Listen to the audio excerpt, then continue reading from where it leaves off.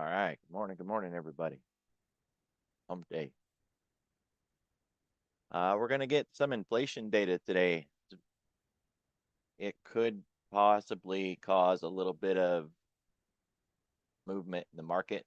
Really, it seems like we're locking into this rate cut at 25 basis points. And, if we get to the point where nothing's going to change it, then the data won't really cause much volatility, right? Hopefully that's pretty obvious. There's nothing to price in if everybody's already agreed that it's going to be a 25 basis point rate cut. We closed 6506, which puts us above that 6500 line in the sand that we had talked about earlier. The thought process here is, as I mentioned last week, we could get stuck inside a bit of a channel, kind of, right? The idea that perhaps now that we're above this line and we're on this side of it, that we've got this as a potential resistance and this as a potential support, and that we can just stay here into OPEX. Now, that's 66, and this is 65. I'm pretty sure that those numbers are way too small for anybody to see in the stream. 65.50 is the one here in the middle, and we could get stuck against that one, right? We could just sit in here and drum back and forth. But the bigger one is there too, in case we get some headlines that, excite the market a little bit. I'm not seeing 66, just to really put it out there. I don't see any reason we would go to 66 before OPEX, but it is a structural level. Otherwise, 65.50 and 6500, that's where we're at. Now, if we break down below 65, I don't think we can get back above it again, not before OPEX, right? And that's really important. 64.30 is the flip point.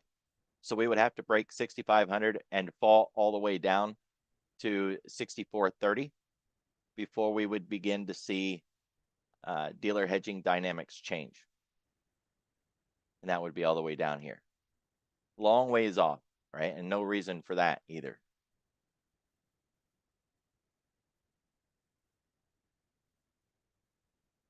Look at what the CTAs are doing.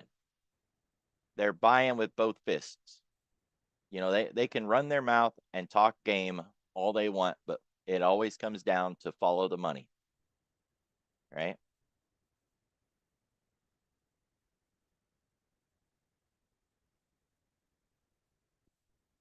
So if we look at how price, look at the white line only, price came and broke that previous high, and we've been on this tear ever since.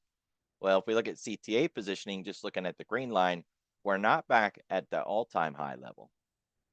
But we did break this monumental level back here. And I mean, just look at that. Very aggressive CTA positioning to the upside. So they can say, oh, we're worried and blah, blah, blah. But look at what they're doing with their money. They're actively engaging in the market. This is not a market you want to short. I don't know any other way that I can say it. I've been saying it. You don't want to go short. Now, if you can find some really cheap lottos and you're just putting them on just in case, why not, right? I mean, go to the gas station and buy a scratch lottery ticket. There's nothing wrong with it. If you don't win, you don't care because it's cheaper than a cup of coffee. But don't get all bared up and, turn your portfolio to the south because we're not there. Looking at what's going on this morning, we got small caps down the most, more than 0.5%, but not yet. More than a quarter, but not yet at a half. The Dow also in the red, but not even at a quarter yet.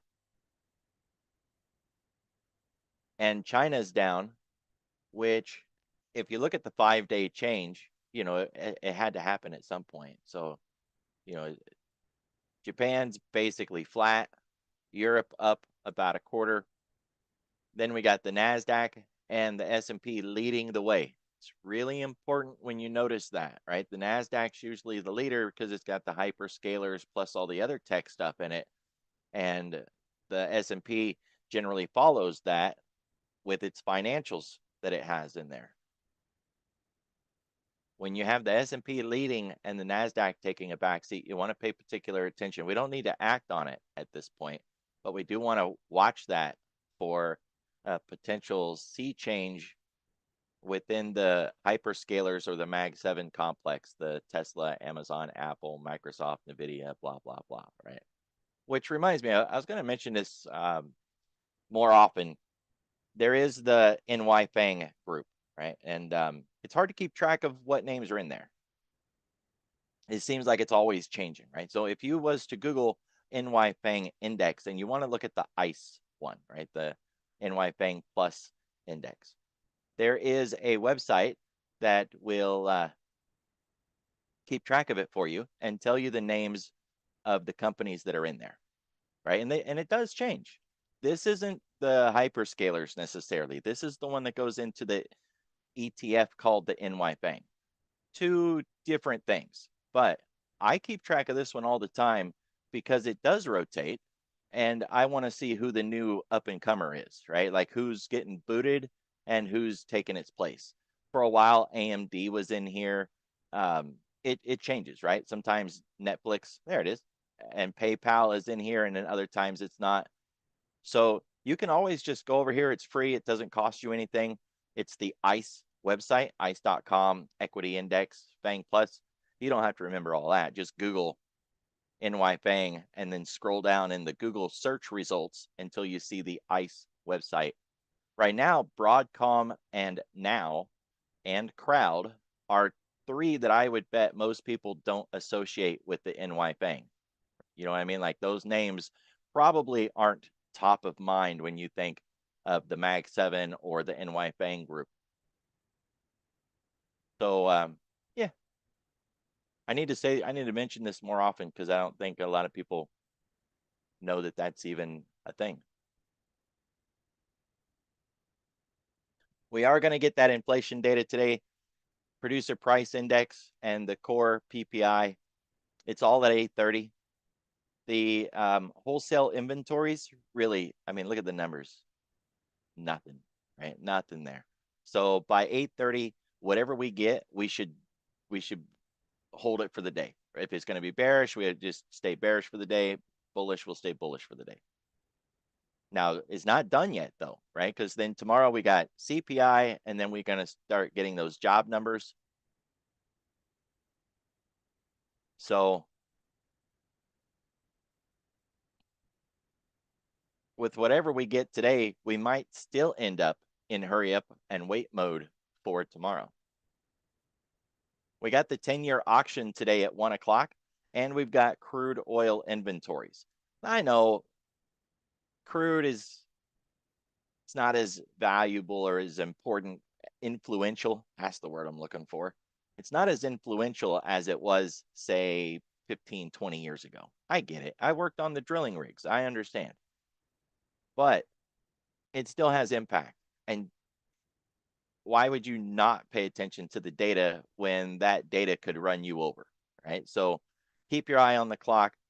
When the crude oil inventories come out, prepare for a little bit of violence because this thing can move markets. I know we focus on the hyperscalers a lot, the Teslas and NVIDIAs, and it's easy to ignore crude, but don't ignore crude on Wednesdays.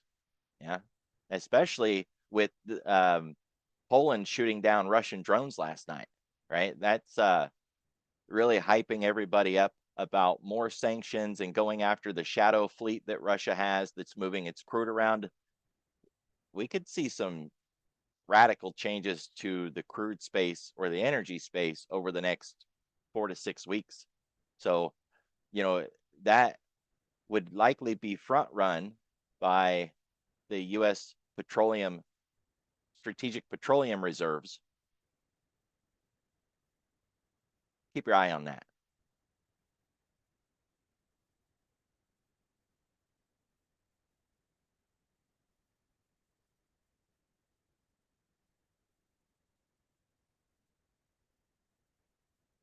And those 10-year auctions at 1 o'clock, it's kind of a big deal.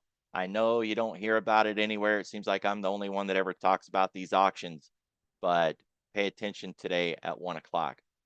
The 10-year, the 20-year, the 30-year, You want those on your radar, right?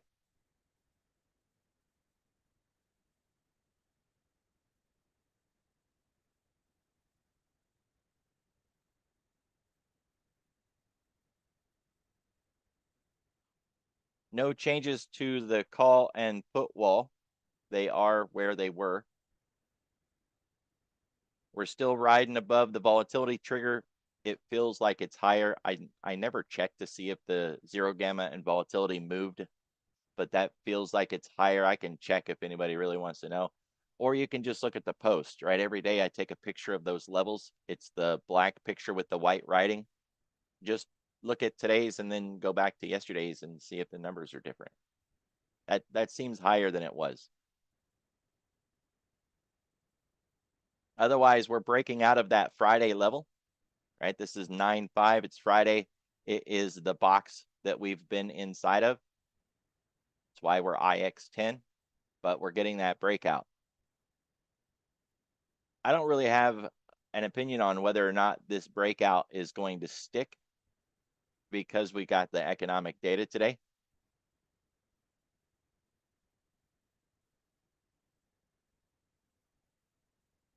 I'm comfortable with the idea that we're going to hit 111 or 1236 and that we're going to flip, especially since 111 is 65.50, the big options level.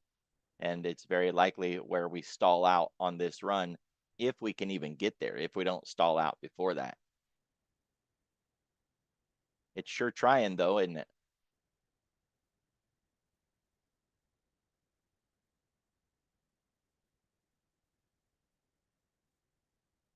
Otherwise, we're above all of the major moving averages, all of the options levels except the call wall.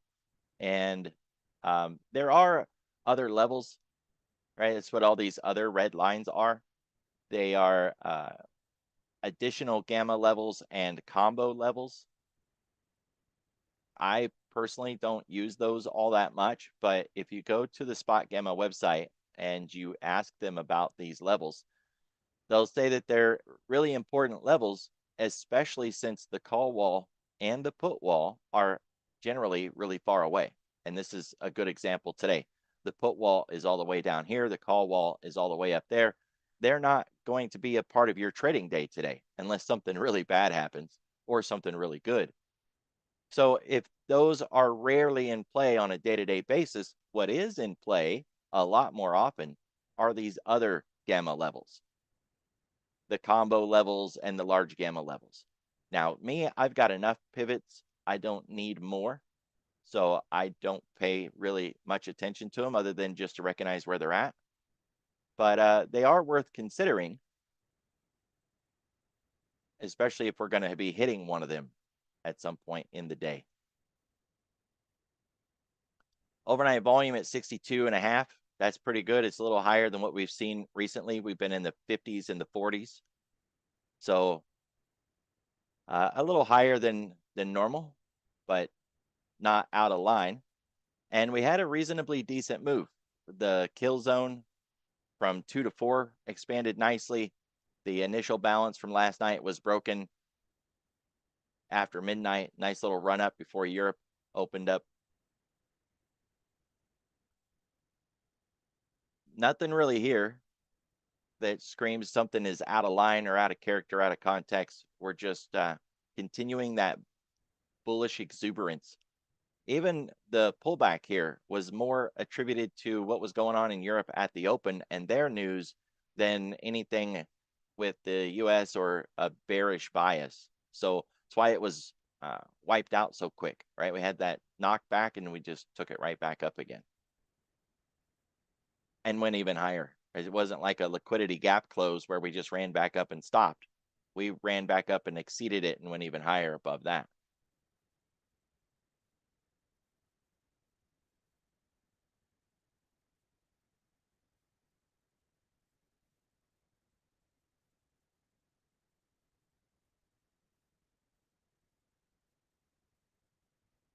We are closer to the upper ADR than we are the lower one, but that's not saying much, right? We're up less than a half, more than a quarter. We're a little closer. but that doesn't give us much edge.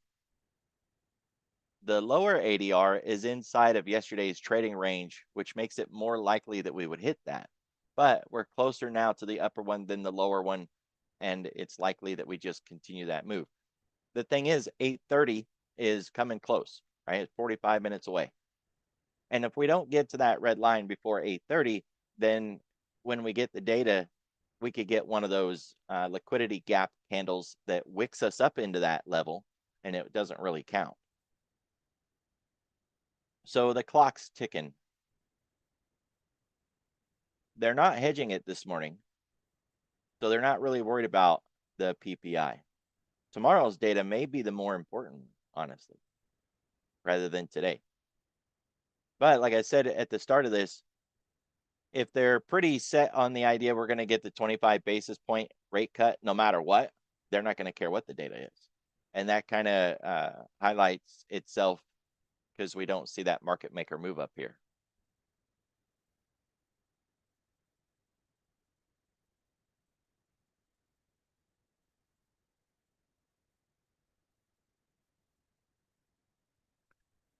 Today's floor pivot is higher than yesterday. That's bullish. Price opened above it, and that's also bullish. We haven't hit it yet, which makes it an MDP, but it won't count until tomorrow. It's a missed daily pivot, MDP. We do need to worry about the S&R lines.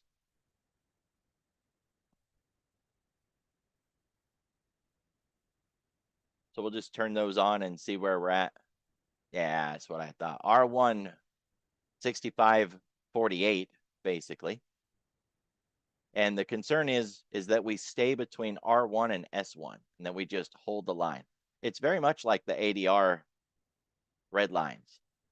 This could be our trading range today. Base case argument is we reject R1.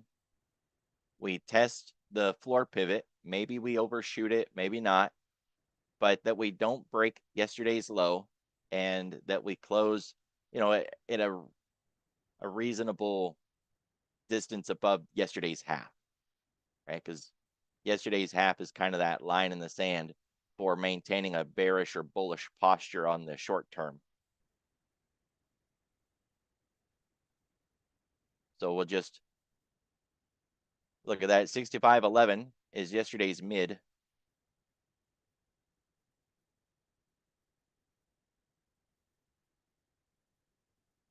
And the 1,236 of yesterday lines us up with R1. It's a perfect lineup. Yesterday's 111 is one of my best paying trades. Getting a break out of yesterday's range and running into the measured move of the 1,236. That lines up with R1. It's double resistance. It's actually more than that because 65.50 is a major options level and 65.48 is close enough, right? They'll front run 65.50 with 65.48. So that's 3 levels of resistance. We could get through that, of course, if the news is really good, but we're not expecting the news today to have much of an impact. Otherwise, we'd see them hedging with the market maker move, and we're not seeing them hedge.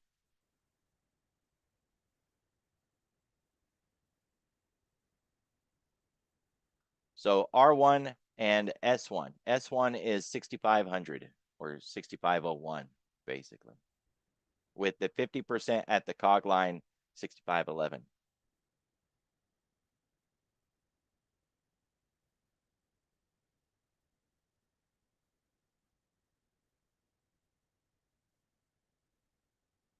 All right, this feels a lot like last week, but last week was going in the other direction where we had our point of control. And then last week, the point of control was actually lower than the other 3. And we were talking about how, it would need to get up here a bit. And of course, we had that run up in price that brought the point of control up, and it ended up being in line with the rest of the group. So we've got all these weeks with these points of control. Now, here we are this week with an elevated point of control above the group.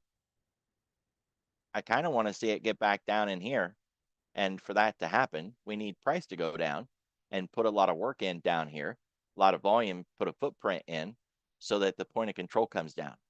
At this point, though, because of how centered and how tight this distribution cluster is, it would take a lot of work. So we'd have to come down here, break this low, and then stop somewhere in the 80s and get a lot of volume down here. They'd have to defend that level, which is the expectation, by the way. With 4 weeks of the point of control being in that space, it's very likely that we've got a significant floor underneath us at that level. Without that, what we've got is the 3rd week where we've got a rising point of control. This was the lowest week, and then it got higher, and then higher, and now higher again. So it's stair-stepping behind us and just working its way up. This is a really nice distribution, but with this tail up here, we're forming a lowercase b, right, with the point of control down here.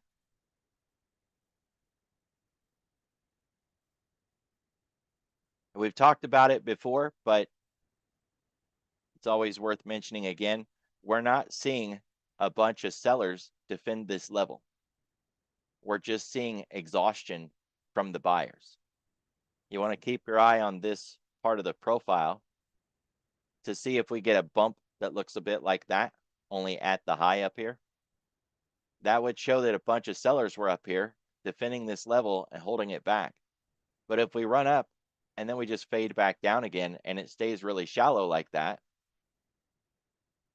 because we didn't get a bunch of sellers up there, we just ran out of buyers and it petered out. Quite a bit of difference in that, right? This is a good example of it down here where the sellers, now let's see where sellers got exhausted. Here's where sellers got exhausted down here. So it's not like we had a bunch of buyers step in and run that back up. Sellers just got exhausted and then it went back up. It's really flat there. But here it'd be different. We had a lot of buyers step in. Right? So a nice distinction between those two. There's your bump. There's the lack of a bump. Yeah, you like it.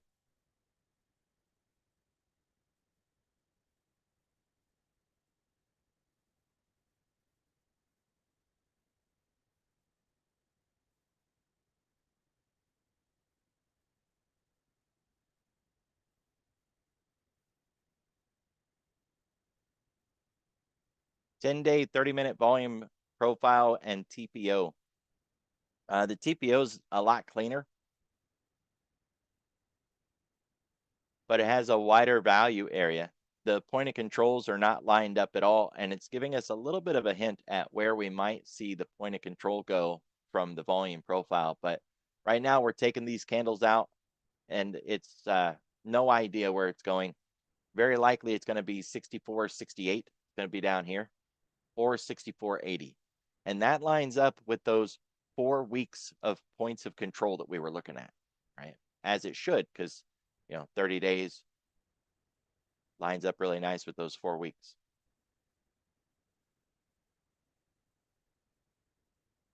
All right, we hit the VPOC yesterday, that 65.02, and it's worth examining that. I got people that ask about carrying forward the point of control and using the volume profile. Well, you want to go back and find examples of that behavior so that you have a pretty good idea of what we expect when price gets there. This is what I call a first touch play.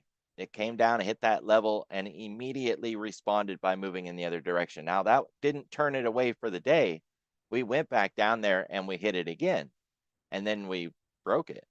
So, it wasn't like that was it. We were done falling and we were done with it. But you want to go back and examine how price responds to those levels so that you can have a better understanding of what we're expecting when price gets to those levels. So we're done with that one. Price hit it. We don't need it there anymore. But we built a new VPOC yesterday, so we'll just take the line and drag it up there. I only do the round numbers, right? I don't use, or the whole numbers, I should say. I don't use the ticks. So today it lined up really nice, but some days it's off by a couple of ticks because I'm just using the full point. You do you. If you want to zoom in on this thing and get it, dead on perfect, then you do that. But I don't really care. So we got a new level, 65.15. If we break our own Globex low, that's the expectation, right? Is that we're going to go to 65.15, and then we'll worry about the low of yesterday. And that's once we get past that, we'll worry about the low of the week. And that lines up with 64.80, the point of control from Friday. So it's like 2 levels of support down there.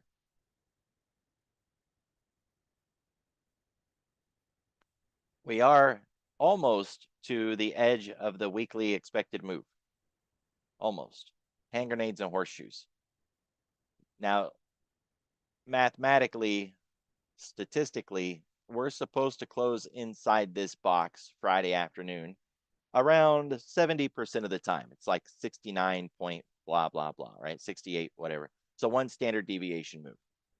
So if we was to look at a 1 standard deviation, it's 68.27%. That's a bit nerdy, but get there. But that's at the end of the week. And there's still the other 30% of the time where we keep the breakout and we keep going. If we get to the edge on a Monday or a Tuesday, I really like going in the other direction, right? We reach the high on Monday or Tuesday, I short it. If we reach the lows on Monday or Tuesday, I buy it because I really like that dynamic. It works a lot. But when it's the later part of the week and we hit that, I'm not so interested in taking that trade. You can see, for an example, last Monday, where we tagged the edge of the weekly expected move and it turned around. It didn't quite make it to the other side, but it was a short week too. So we're almost there. Keep your eye on it. That would be 65.52 basically. The SPX has an even more accurate expected move model than the ES does when it comes to these measured moves, expected move models.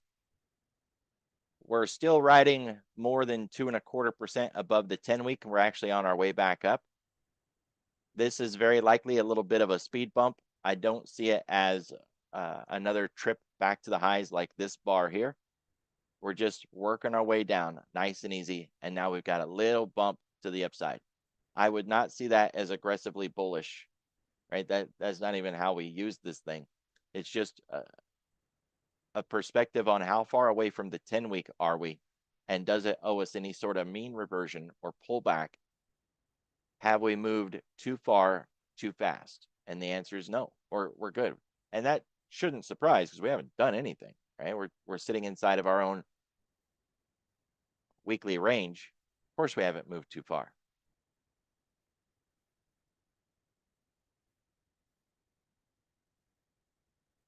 All right, looking at things that are down this morning, the Mag 7 down volume is down again. That's a continuing theme. Over the last 5 days, it's down almost 9%. That's pretty good, right? Down volume being down is good. I know it's like a double negative and gets a little weird, but financials are down, which is odd because the S&P was leading the NASDAQ this morning, and not just generically speaking finance, but KRE, the banks. Now, they're not down enough. We want them down at least 0.5% to consider them being down in the pre-market. So they're down, but not enough. Keep your eye on banks. I don't like that. I don't like that they're down when the S&P is doing better than the NASDAQ this morning. That's some weird divergence stuff right there, right? It's like that commercial with the old ladies talking about that's not how this works. Not how any of this works. Yeah, something's wrong. I don't know what the heck it is that's wrong, but something's wrong. And that's kind of the whole point, right? We don't have to know what. We just need to know that something's not right.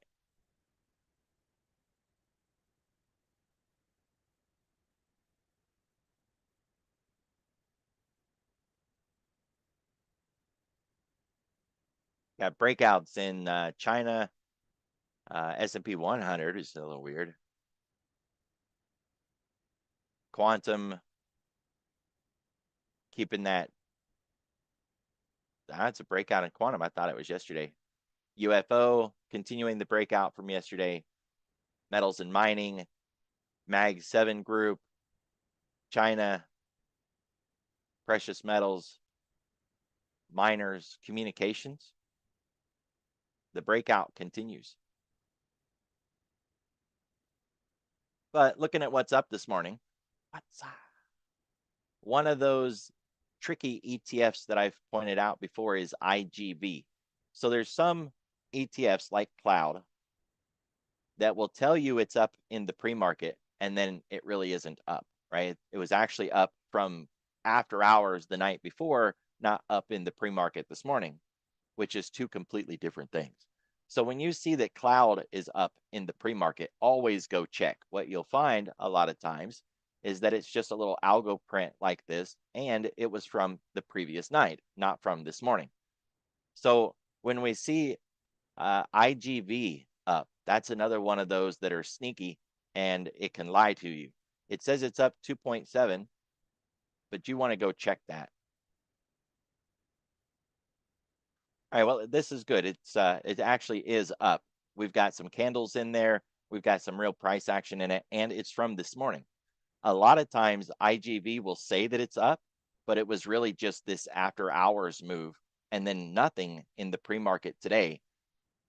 But that's how Thinkorswim works, right? It'll look at anything that happened after 4 o'clock and consider it for this morning's evaluation of, are we up or are we down in the pre-market? So got to watch IGV. But in this case, it really is up. So that's good. That lines up with the tech that we want to see. Mag 7 is up, generic tech. Miners are up, gold, junior miners, Bitcoin. Yeah, we got everything we need for a rally. My only concern is the financials are down. I want to see that change. Otherwise, we've got everything that we need. We've got chips, Bitcoin, precious metals, Mag 7, generic tech, China. We got it all. So we could definitely get a really nice run today.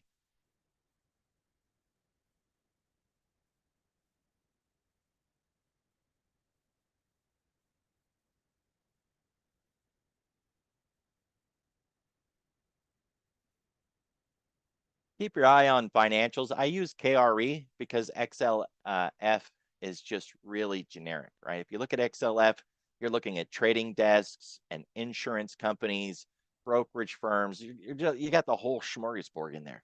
I want to look at banks. So just look at banks. KRE is a good example of that. It's not the only bank ETF out there, but it's the one that I like. I usually match that against something like MAGS, but you can use NY Fang.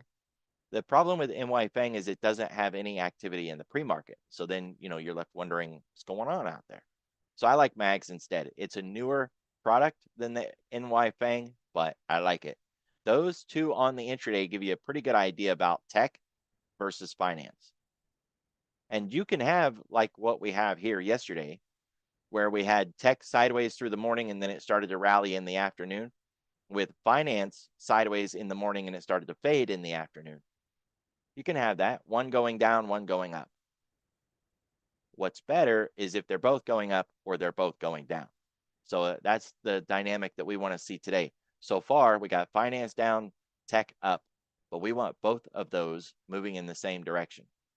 And that's because of this concept here.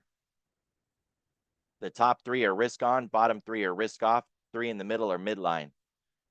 On a bullish day or in a bullish backdrop, in a good economic backdrop, you expect finance, tech, and consumer discretionary to do well, and they tend to run together. If the market's playing defense, it's starting to hedge, it's a flight to safety, they'll get into these lower three. Although times are changing and utilities really doesn't fit that category anymore. I don't have a solution to that problem right now. That's another day. But utilities are tied to data centers now, and that's tied to tech. And so that kind of screws this whole dynamic up. Gonna have to replace utilities with something else. Either way, if you're looking for a breakout day or a rally day to the upside, having tech is a must. right? If you don't have tech, forget about it. But the other ones, consumer discretionary, really important. It can't be going against you. It can not run, and that's fine. We can run without it. But if it's going down, we can't go up. So having both of those, fantastic. The third one, though, is finance. We can have finance just not go up, but we can't have it going down and then have a good rally day. It'll be like a forced grind higher or a forced buy higher. We can still go up, but it won't be a good rally day if we're fighting finance. So we want to see finance stop falling and preferably start rising, get above that VWAP and run with us to the upside. We get that, we're gold.